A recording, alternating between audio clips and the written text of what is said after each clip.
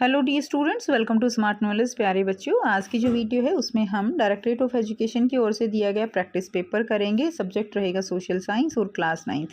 Complete solution हम इस video में करेंगे और हिंदी मीडियम में कंप्लीट सॉल्यूशन जो है वो कराया जा चुका है। तो आप अगर हिंदी मीडियम में देखना चाहते हो तो आप डिस्क्रिप्शन बॉक्स में आपको लिंक मिल जाएगा, नहीं तो प्लेलिस्ट का लिंक मिल जाएगा आपको एंड स्क्रीन पे, वहाँ से आप देख सकते हो। तो यहाँ पर सबसे पहले देखिए जनरल इंस्ट्रक्शंस दी गई हैं, तो आप इसको पढ़ सकते हो और पेपर आपके लिए काफ़ी हेल्पफुल रहेगा क्योंकि काफ़ी इंपॉर्टेंट क्वेश्चन कवर किए जाते हैं। डीओई का जो सैम्पल पेपर होता है और फाइनल जो पेपर होगा आपका, उसमें आपको यहाँ से क्वेश्चन देखने को ज़रूर मिलेंगे। सो स्टार्ट करते हैं। सेक्शन ए दिया गया है। सबसे पहले क्या है, मल्टीपल चॉइस क्वेश्चंस हैं। ठीक है, तो मल्टीपल चॉइस क्वेश्चन में फर्स्ट क्वेश्चन है हमारा, who was the propaganda minister of Hitler. Propaganda minister कौन थे हिटलर के? वो थे गोबेल्स। बी इसका राइट आंसर रहेगा। सेकंड क्वेश्चन है, the two statement are given below, assertion and reason, read the statement and choose the correct option. Assertion दिया गया है socialist oppose the private property and reason है property holder think only about personal gain. Assertion दिया गया है socialist oppose the private property and property holder think that they think only about personal gain. तो दोनों ही statement ठीक है और ये इसका जो रीज़न दिया गया है ये भी बिल्कुल ठीक है, तो आंसर हमारा ए हो जाएगा। नेक्स्ट देखिए, क्वेश्चन नंबर 3 है, who sought to build a cooperative community called New Harmony in Indiana USA. ठीक है, तो इसमें कौन थे? रॉबर्ट ओवेन, जिन्होंने कोऑपरेटिव कम्युनिटी बिल्ड की थी। नेक्स्ट है, fill in the blanks with the help of option given below. Dash was the ruler of Russia and its entire empire in 1914। तो कौन थे? Tsar Nicholas two. क्लियर है। Next देखिए, question number 5 है, identify the river on the basis of the following information and choose the correct option. तो इसमें क्या दिया गया है आपको बताना है। तो इसमें लेंथ दी गई है, जो रिवर है 2900 किलोमीटर, ओरिजिन है मानसरोवर लेक एंड ट्रिब्यूटरी रहेंगी जस्कर, न्यूब्रा एंड श्योक। तो आंसर रहेगा इसमें सिंधु। ठीक है। नेक्स्ट देखिए, Luni river flow through the, तो लूनी रिवर जो है वो इंडियन डेजर्ट से फ्लो करती है। क्वेश्चन नंबर 7 का आंसर देखेंगे।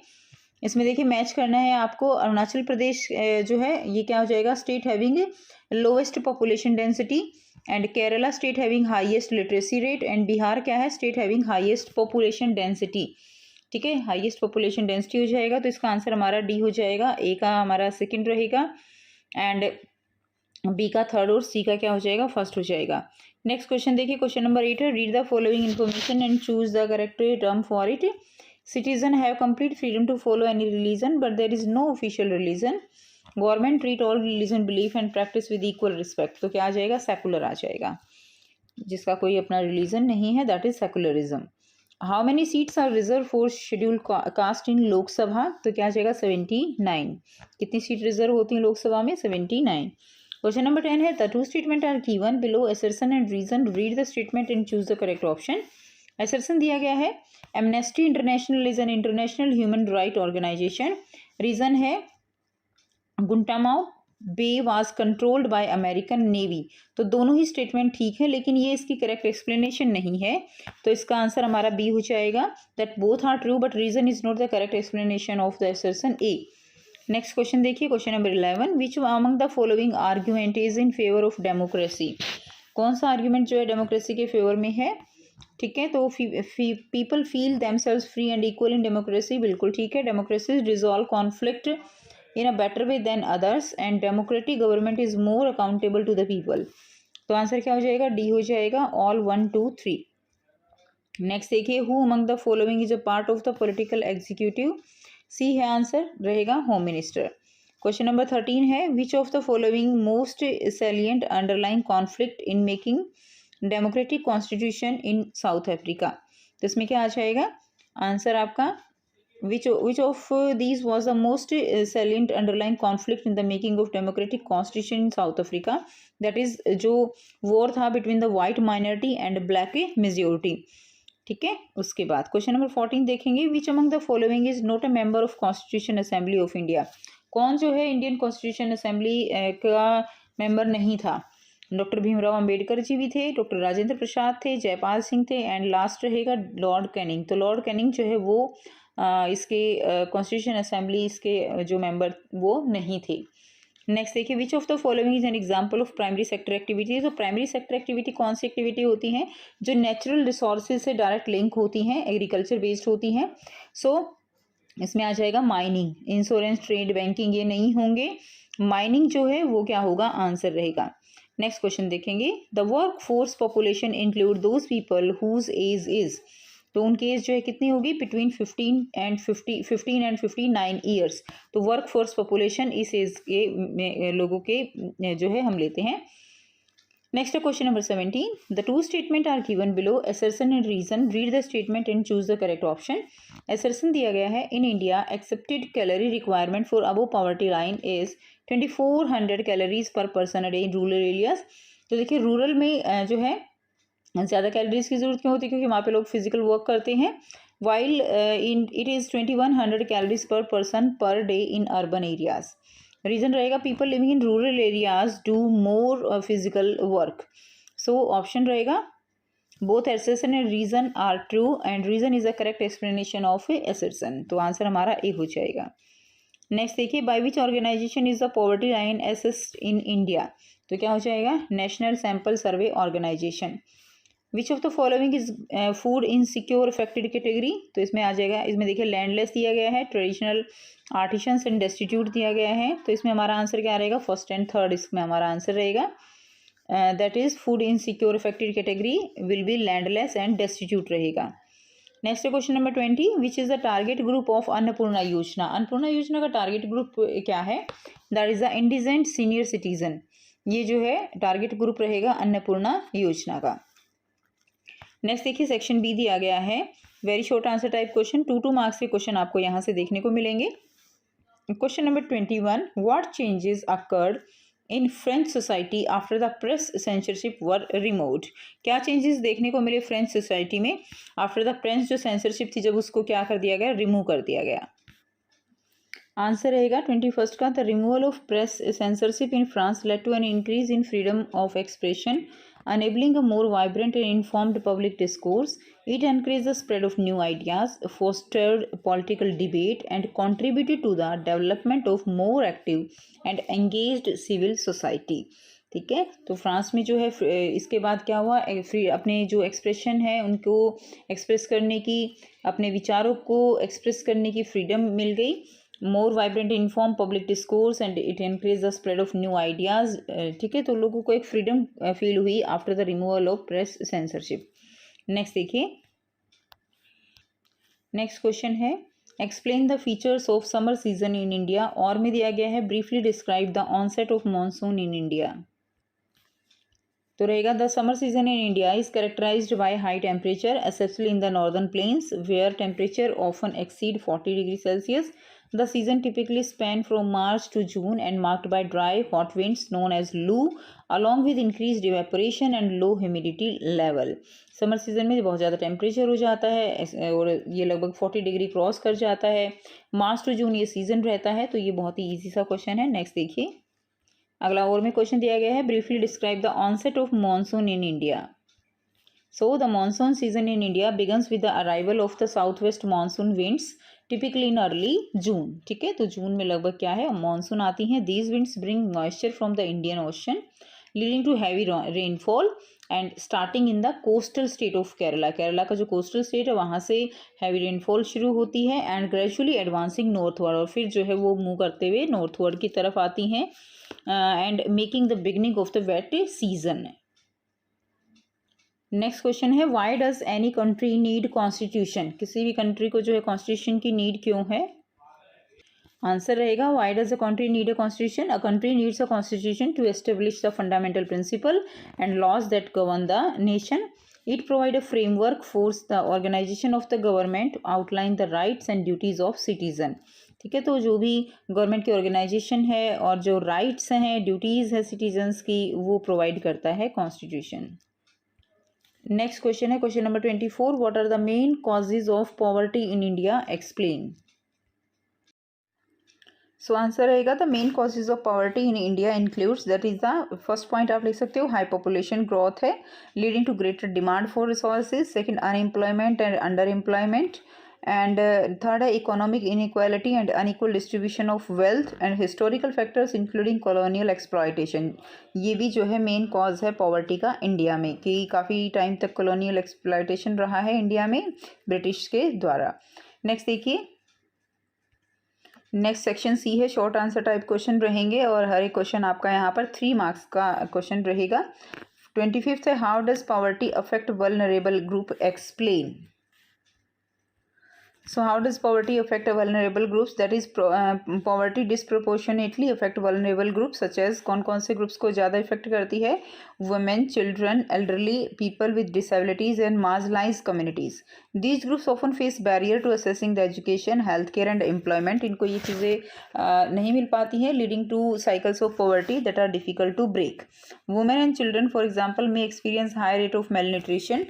उनको अच्छे से न्यूट्रिशन नहीं मिल पाता है, and limited educational opportunities. The elderly and people with disabilities may face challenges in securing adequate care. उनको एडिक्वेट प्रॉपर केयर नहीं मिल पाती है, सपोर्ट नहीं मिल पाता जो बुजुर्ग लोग हैं, सीनियर सिटीजन हैं। Overall poverty increases vulnerability to exploitation, social exclusion and health issues, further entrenching inequality. ठीक है, जो फर्दर जो है इससे इनइक्वालिटी इंक्रीज होती है। नेक्स्ट क्वेश्चन है, why is the Himalayan mountain considered as the boon for India. Himalayan mountain वो बून है इंडिया के लिए, कैसे? सो आंसर रहेगा दैट इज़ हिमालय जो है वो माउंटेन वो considered as boon for India because due to the climate regulation, it block cold winds and moderate temperature. तो ये जो उधर से ठंडी हवाएं आती हैं उनको क्या करता है, उनको ब्लॉक करता है हिमालय। ठीक है, और हमारा जो टेम्परेचर है इधर इंडिया में वो बहुत ज़्यादा डिक्रीज नहीं हो पाता है। नेक्स्ट देखिए, water source. The mountain are the source of major rivers like the Ganga, Yamuna and Brahmaputra which provide water for irrigation, drinking and other essential purposes. Next है biodiversity. The region is rich in diverse flora and fauna, defence and natural barrier for security. Next question है, question number 27, list some characteristic of the democratic form of government. So characteristic of the democratic form of government क्या रहेगा? Rule by the people, citizen elect leaders, free and fair elections, regular impartial elections होती हैं, right protection, ensure freedom and equality, rule of law, everyone is subject to the law, and accountability है, leaders answerable to citizens. तो ये points आप लिख सकते हो, आप चाहो इनको और ज़्यादा एलेबरेट करके भी लिख सकते हो। नेक्स्ट क्वेश्चन देखिए, if you are a part of rule formation committee of the school, अगर आपको रूल फॉर्मेशन कमेटी स्कूल का बना दिया जाए उसका part, which set of rules will you definitely draft for your school, mention any 3। तो अपने स्कूल के लिए कौन से 3 रूल आप ड्राफ्ट करोगे? तो आंसर रहेगा स्कूल रूल्स जो है, आप इसको खुद से भी लिख सकते हो। तो यहाँ पे एज एन एग्जांपल ये आंसर दिया जा रहा है। एंटी बुलिंग पॉलिसी, तो strict measures and procedure to address any form of bullying और harassment to ensure a safe environment for all students, कि कोई किसी को बुलिंग ना करे, ठीक है, एंड हरास ना कर सके, ऐसा रूल बनाना जाना चाहिए। Dress code and uniform policy, so guideline for appropriate school attire to maintain discipline while allowing reasonable comfort and expression. ठीक है, तो एक स्कूल की प्रॉपर यूनिफॉर्म होनी चाहिए, ड्रेस कोड होना चाहिए और उसको सभी को फॉलो करना चाहिए to avoid the any type of discipline. Next देखिए, technology uses, that is the clear rules about the use of electronic devices, ensuring that they are used responsibly for educational purpose and not for distractions। तो इस तरह के rules होने चाहिए कि जो अगर कोई इलेक्ट्रॉनिक डिवाइस का यूज़ होता है तो वो केवल और केवल एजुकेशनल पर्पज़ के लिए हो, किसी तरह का कोई डिस्ट्रैक्शन उसमें ना हो।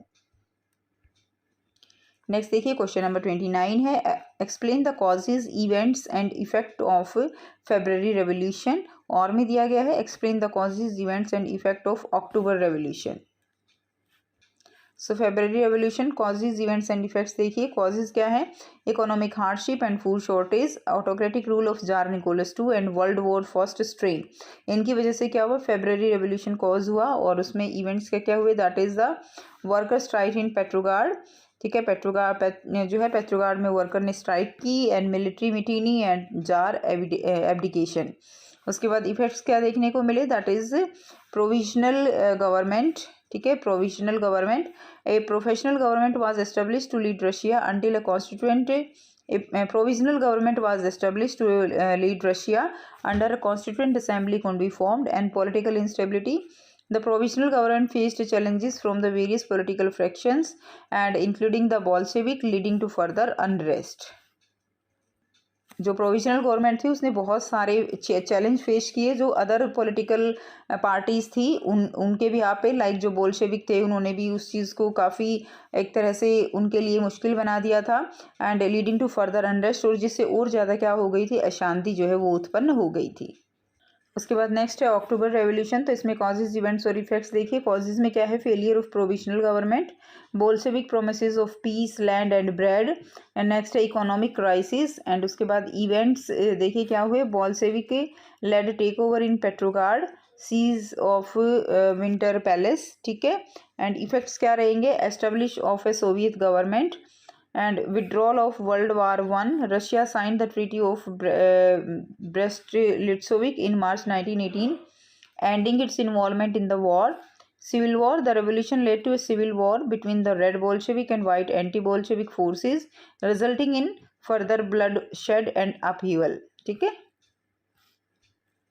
नेक्स्ट देखिए सेक्शन डी दिया गया है, लॉन्ग आंसर टाइप क्वेश्चन है। यहाँ पे आपको 5 नंबर के क्वेश्चन देखने को मिलेंगे। Indian judiciary is an independent and neutral institution, justify. So answer रहेगा Indian judiciary is an independent and neutral institution, justify. तो इसका आंसर करेंगे कि जो इंडियन जुडिशरी है that is an independent and neutral institution. तो हमारी जो जुडिशरी है इंडिपेंडेंट है और न्यूट्रल है as guaranteed by the constitution. Key point supporting this include that constitutional safeguard provision ensure judges tenure, salaries and impeachment only removal process। ठीक है, इनको जो जजेस हैं उनको निकालने के लिए एक पूरा एक प्रोसेस है, ऐसे ही नहीं है कि कोई भी उनको उनकी पोस्ट से हटा सकता है। सेपरेशन ऑफ पावर्स है, that is judiciary function independently from the executive and legislative branches. किसी भी तरह का इनके बीच का कोई भी इंटरफेयर इसमें नहीं है। Judicially review. The judiciary can invalidate laws or action that violate the constitution. अगर कोई भी लॉ इनको ऐसा लगता है कि जो ये कॉन्स्टिट्यूशन को वायलेट कर रहा है तो उस लॉ को एक्शन को हटाया जा सकता है।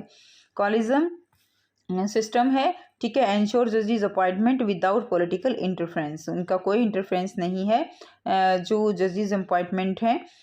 Notable cases ruling like Kesavananda Bharati and Maneka Gandhi illustrate the judiciary neutral stance. ठीक है, तो ये जो है क्या है, एक इंडिपेंडेंट बॉडी है। नेक्स्ट देखिए, नेक्स्ट क्वेश्चन है what do you understand by political and permanent executive. Why do the political executive have more power than permanent executives. तो सबसे पहले दोनों में डिफरेंस देखेंगे। Political executive that is elected officials, जिनको क्या कहेंगे, मिनिस्टर्स कहते हैं, ठीक है। Responsible for policy making and governance, holding power through a democratic mandate. Democratic mandate से जो है जो मिनिस्टर्स हैं वो बनते हैं, क्लियर। एंड परमानेंट एग्जीक्यूटिव कौन है, career civil servant who implement policies and offer expert advice but do not make policy decision. Permanent executive जो कि सिविल सर्वेंट होते हैं, एक परमानेंट गवर्नमेंट पोस्ट पे होते हैं, और जो पॉलिसीज मिनिस्टर्स बनाते हैं उनको एक तरह से एग्जीक्यूट करते हैं। And why political executives have more powers, that is democratic legitimacy, elected by the people and accountable to the legislature, and policy making role इनके पास होता है, make decision that guide national administration, कोई भी law जो है वो इनके द्वारा बनाया जाता है। एंड स्ट्रेटेजिक अथॉरिटी, तो लीड की government areas and act swiftly to fulfil mandate, जो भी मैंडेट गवर्नमेंट ने दिया है उसको फुलफिल करने के लिए इनके पास जो पावर्स हैं वो ज़्यादा आ जाती हैं, और उसी को पूरा करने के लिए जो पॉलिटिकल एग्जीक्यूटिव है उनके पास मोर पावर्स रहती हैं। तो इस तरह के पॉइंट्स आप दे सकते हो। नेक्स्ट देखिए क्वेश्चन नंबर 31 है, had you been a women in Nazi regime in Germany, what type of roles have you would you have been assign to. ठीक है, अगर आप नाजी रैन में जर्मनी में अगर आप एक वुमेन हो तो आपको कौन कौन से रोल असाइन किए जाएंगे। सो 5 मार्क्स का क्वेश्चन है, तो थोड़ा सा जो है इसको एलेबरेट करके लिखेंगे। If I had been a women in Nazi Germany I would likely have been assign to roles that assign with the regime ideology regarding gender and society. Nazi regime promoted traditional gender roles, emphasizing women's responsibility in the home and family. Common roles for women includes that is the motherhood and homemaking. ठीक है, उनको जो है केवल इसलिए समझा जाता था कि उनको क्या है, मदरहुड यानी घर का काम ही उनको एक तरह से उनकी प्राइम रिस्पॉन्सिबिलिटी है, और प्योर रेशियल बच्चे पैदा करना, उनके लिए करना, वो जो है उनका काम है। तो motherhood and home making, women's were encourage to focus on being wives and mothers with an emphasis on raising racially pure children. ठीक है। Supportive role in the work force, that is while man dominated most professional field, women were employed in sectors deemed suitable such as nursing, teaching and clerical work. Next volunteer organisation में भी उनका role है। Women participated in Nazi affiliated organisation such as the national socialist women league which aim to install Nazi values in women and promote regime ideals, की जो Nazi के जो ideals थे, जो उनकी शासनकाल में अच्छा माना जाता था, वो दूसरे लोगों में इनकलकेट करना, ये भी उनको काम दिया जाता था। इसलिए ये वॉलंटियर ऑर्गेनाइजेशन चलाई जाती थी जिसमें वुमेन्स का रोल रहता था। नेक्स्ट देखिए propaganda, some women engaged in propagandistic activities promoting Nazi ideology through publication और इन्वॉल्वमेंट इन कल्चरल इवेंट। तो इस तरह के इवेंट्स जो होते थे उनमें भी नाजी आइडियोलॉजीज को क्या किया जाता था, प्रमोट करने का काम लेडीज़ के द्वारा किया जाता था। नेक्स्ट है military auxiliary roles, that is the towards the end of the world war II some women served in auxiliary roles in military support position, although this was not the norm at the war onset. जब war शुरू होता है तब इस तरह की चीज़ें देखने को नहीं आई थी। ये जो रोल था ये उनको जब एंड में जो है वो मिला था, मीन्स एंड में उनकी इस तरह से हेल्प ली गई थी। Overall the role assigned to women in Nazi Germany were largely dictated by the RAM focus on traditional family structure and the belief that women's primary responsibility were to the home and family, की primary responsibility उनकी केवल और केवल घर और family को लेकर है, बाकी सब बाद में। ठीक है। तो इस तरह के पॉइंट्स आप इसमें उनके रोल के दे सकते हो। नेक्स्ट क्वेश्चन दिया गया है इसी में और में, इफ़ यू वर अ जू student during the Nazi RAM what type of discrimination would you have seen in your school. अगर आप एक जू स्टूडेंट हो नाजी रैम में तो आपको किस तरह का डिस्क्रिमिनेशन देखने को मिलेगा। सो आंसर रहेगा as a Jewish student during the Nazi regime one would have experience severe and systematic discrimination in schools reflecting the broader anti-Semitic policies of the government. Here are some specific form of discrimination that could have been encountered. So segregation, that is Jewish student would likely have been segregated from the non-Jewish peers. तो उनको जो Jewish student हैं उनको जो है दूसरे जो student हैं उनसे अलग कर दिया गया। They might have to attend separate classes or school designed specifically for Jewish student and which was often underfunded and lacking in resources. तो उनको उतने resources अवेलेबल नहीं कराए जाते थे जितना कि दूसरे स्टूडेंट्स को कराए जाते थे। एक्सक्लूजन फ्रॉम एक्टिविटीज़, उनको एक्टिविटीज़ से भी बाहर कर दिया जाता था। Participation in extra curricular activities such as sports team, club and school events would have been restricted और outright denied to Jewish student, reinforcing their isolation from the larger student body. Next है third point क्या रहेगा, curriculum changes. तो उनका जो curriculum था वो भी अलग था। Educational curriculum would have been altered to include antisemitic content promoting negative stereotype about Jews while excluding Jewish contribution to culture and society. उनका कोई किसी तरह का कंट्रीब्यूशन उनके सिलेबस में करिकुलम में नहीं दिखाया जाता था। ठीक है, उनको बिल्कुल सेपरेट रखा जाता था और उनको इस तरह की चीज़ें पढ़ाई जाती थी कि उनके अंदर जो जेविश के जो आइडियोलॉजी है वो इनकलकेट की जा सके। नेक्स्ट है हरासमेंट एंड बुलिंग। तो जो स्टूडेंट जो है would have faced bullying, harassment and hostility from peers which were influenced by the Nazi ideology which could have verbal abuse and physical violence. तो इस तरह की जो बुलिंग है उनके साथ की जाती थी, हरास उनको किया जाता था बाय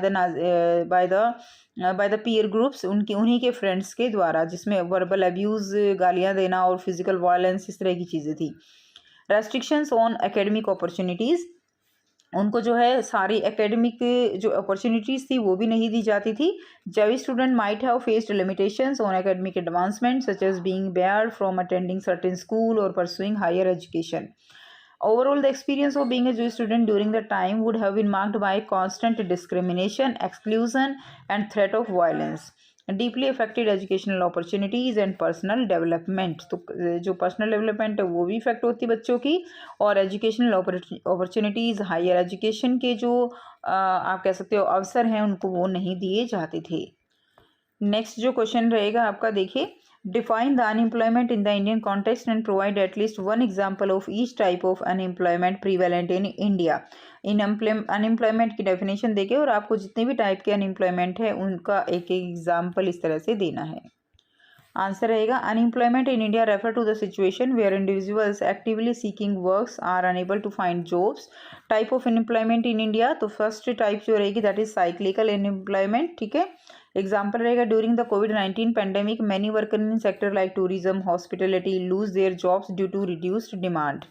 सेकंड रहेगा, ये फर्स्ट टाइप की हो गई। सेकंड है structural unemployment, worker in traditional textile manufacturing may struggle to find jobs due to lack of skills needed in the growing IT sector. IT sector जैसे जैसे बढ़ रहे हैं, मशीनों का प्रयोग ज़्यादा हो रहा है, तो जो एक स्किल होती है उसका यूज़ कम होने की वजह से लोगों में अनएम्प्लॉयमेंट होती है, जिसको हम स्ट्रक्चरल अनएम्प्लॉयमेंट कहेंगे। नेक्स्ट है नंबर थर्ड है frictional unemployment, a recent graduate searching for their first job represent frictional unemployment. Next है seasonal unemployment, agriculture labour in India often face unemployment during the off harvest season, यानी जब season नहीं होता है तो उनको काम नहीं मिलता, तो उसको सीजनल अनएम्प्लॉयमेंट कहेंगे। लॉन्ग टर्म अनएम्प्लॉयमेंट क्या रहेगी? For example that is skilled worker in declining industries may remain unemployed for extended periods while seeking new opportunities. These various types reflect the complex nature of unemployment in India. ये answer हो जाएगा। Next देखिए question number 32 का B part है और में explain the various sector of economy with one example. Answer रहेगा the economy is typically divided into 3 main sectors that is primary, secondary and tertiary sectors. Here is an overview of each sector with example. So primary sector क्या रहेगा? The sector involve the extraction and harvesting of natural resources. It includes activities like agriculture, mining, fishing and forestry. Example रहेगा agriculture. Secondary sector क्या होता है? The sector encompasses manufacturing and industrial activities where raw material from the primary sector are transformed into finished good. यानी secondary sector जो है वो किस पे डिपेंड रहते हैं? प्राइमरी सेक्टर पे डिपेंड रहते हैं।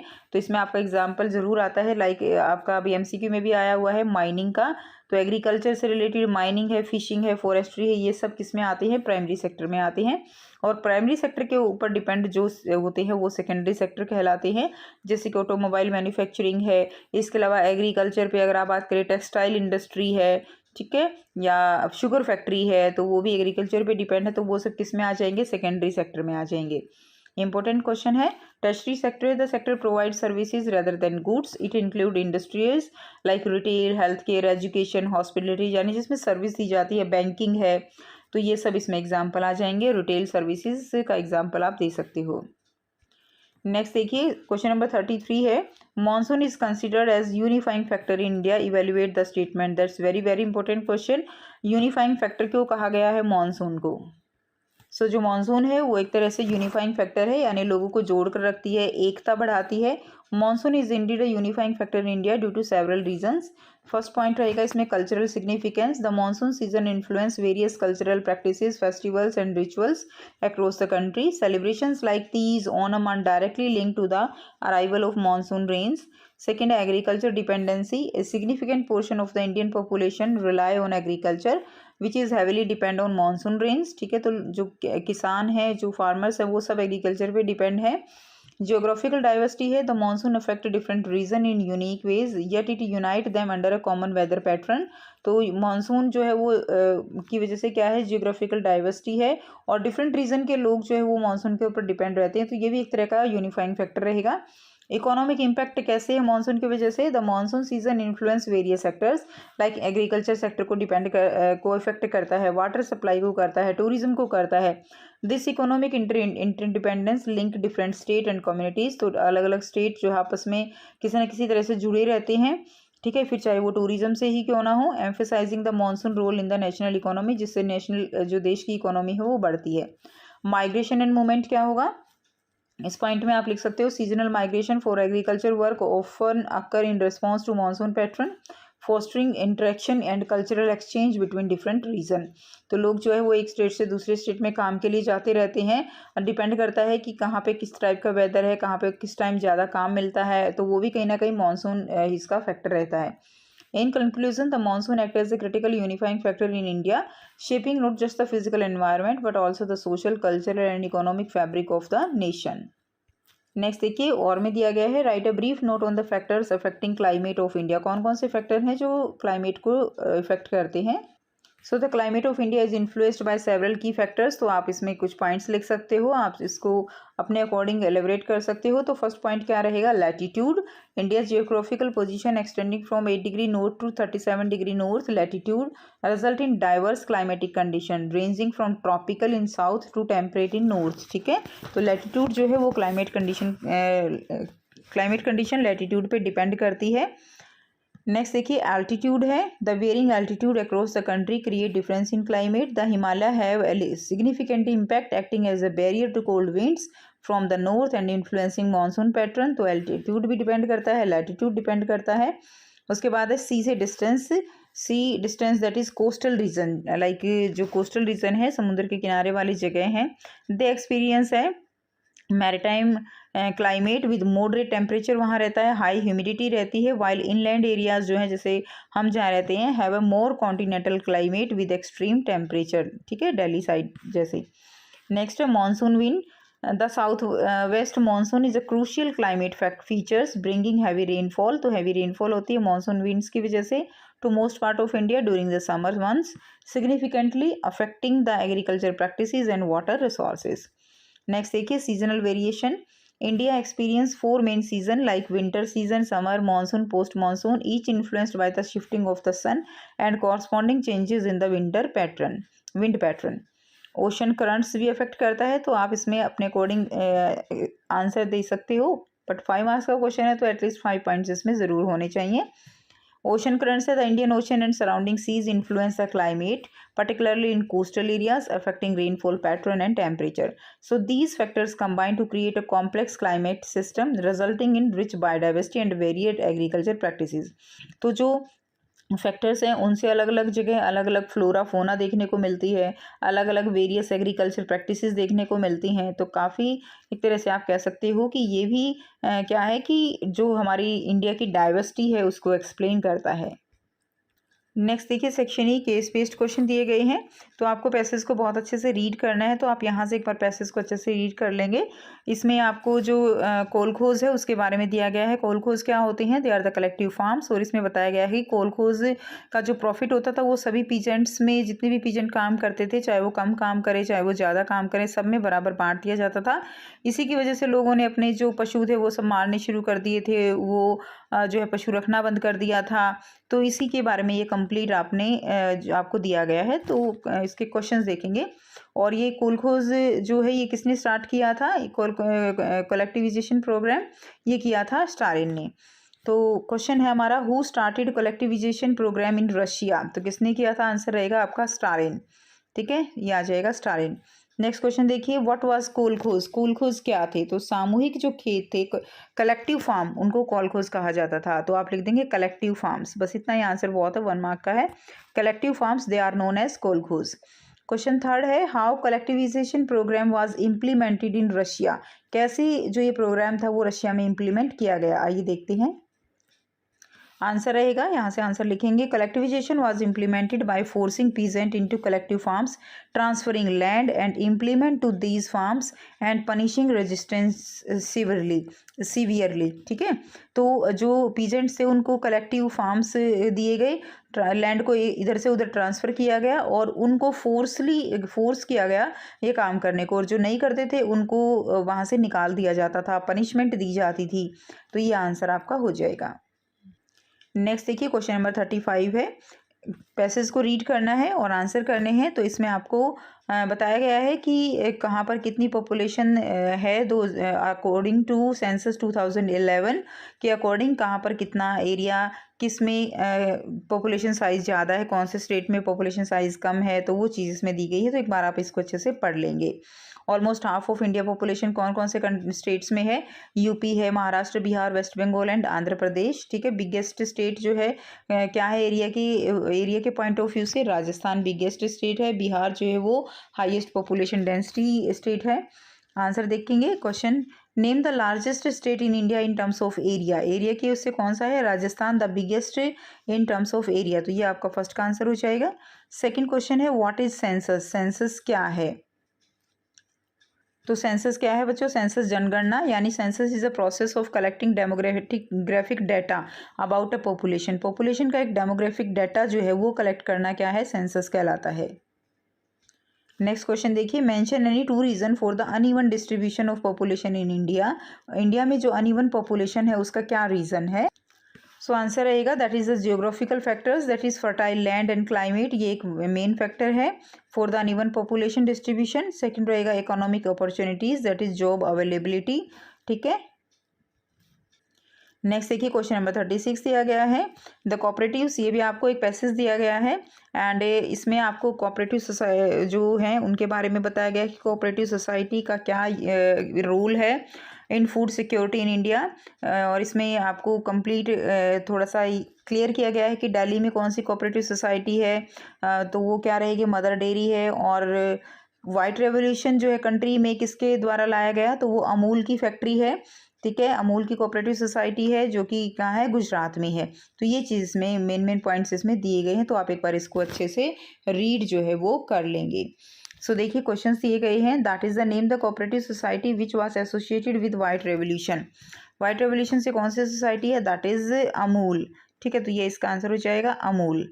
नेक्स्ट देखिए, name any one cooperative society working in Delhi, तो दिल्ली में कौन सी कोऑपरेटिव सोसाइटी वर्किंग है, that is the mother dairy, ठीक है, मदर डेयरी हो जाएगा। तो आंसर देख लेते हैं, ये फर्स्ट का आंसर आपका अमूल हो जाएगा, सेकंड का आंसर आपका मदर डेयरी हो जाएगा। In Delhi Mother Dairy is making strides in provision of milk and vegetable. Third है how are cooperative society instrumental in ensuring food security in India, तो इसका आंसर रहेगा cooperative society ensure food security in India by providing low cost goods, कम कीमत पर जो चीज़ें देते हैं, and ensuring fair pricing, quality अच्छी देते हैं, supporting local farmers and enhancing distribution network, ठीक है, तो अपना डिस्ट्रीब्यूशन उनका एनहांस करते हैं, फार्मर्स को सपोर्ट करते हैं, तो इस तरह से फूड सिक्योरिटी प्रोवाइड करते हैं। क्लियर। नेक्स्ट देखिए, नेक्स्ट आपको सेक्शन एफ दिया गया है, मैप बेस्ड क्वेश्चन है, तो 37 क्वेश्चन देखेंगे। 2 place A and B are marked on the outline political map of France, identify these places with the help of following information and write their correct names on the line marked near them. तो A जो है क्या है, an allied power, and B क्या है, axis power, तो ये आपको बताना है। तो यहाँ पे आपको ये मैप दिया गया है, इसमें आपको 2 पॉइंट्स दिए गए हैं ए एंड बी, क्लियर है। तो इसमें जो ये ए पॉइंट है, ये वाला जो है, ये क्या है, ये ब्रिटेन है, इसको यूके और ब्रिटेन, ठीक है, क्या हो जाएगा, यूके और क्या लिख सकते हो आप, इसको ब्रिटेन लिख सकते हो, क्लियर। उसके बाद जो बी पॉइंट दिया गया है, ये क्या है, that is Germany. B point क्या है students, B point is, B country is Germany, क्या हो जाएगा, जर्मनी, क्लियर है। इससे नीचे ये क्या है, ये इटली हो जाएगा, ये फ्रांस है, ठीक है ना। तो ये जो है आपको ज़रूर याद होनी चाहिए, काफ़ी इंपॉर्टेंट है मैप पॉइंट ऑफ व्यू से। तो आपकी एक अलाइड पावर हो जाएगी यूके, एंड एक्सिस पावर हो जाएगी जर्मनी, इटली एंड जापान, ये जो है एक्सिस पावर है। नेक्स्ट देखिए, on the same political outline map of India, India के मैप पे आपको कोई 3 लोकेट करने हैं, Orissa, Malwa plateau and Sambhar lake. The state having highest population density in India, तो हाईएस्ट पॉपुलेशन डेंसिटी जो है वो कौन से स्टेट में है, that is highest population density is in Bihar, कौन से स्टेट में है, बिहार के अंदर है, ठीक है। तो ये आपको मैप पर दिखाना है। तो आंसर हो जाएगा इसमें, देखिए आपका यहाँ पे क्या है, ये सांबर लेक हो जाएगी, क्लियर है। उसके बाद ये जो है मालवा प्लेटू हो जाएगा, दैट ये आपका state Bihar, and this one is Orissa, ये जो है क्या हो जाएगा, उड़ीसा। तो ये आपको फिल करना है। सो ये था कंप्लीट पेपर का सॉल्यूशन। आई होप सारे क्वेश्चंस आपको क्लियर हैं। कोई भी डाउट हो तो आप पूछ सकते हो। वीडियो अच्छी लगी तो वीडियो को ज़रूर लाइक कीजिए, शेयर कीजिए और चैनल को कीजिए सब्सक्राइब। मिलते हैं आपसे नेक्स्ट वीडियो में। Till then take care, bye bye and have a nice day.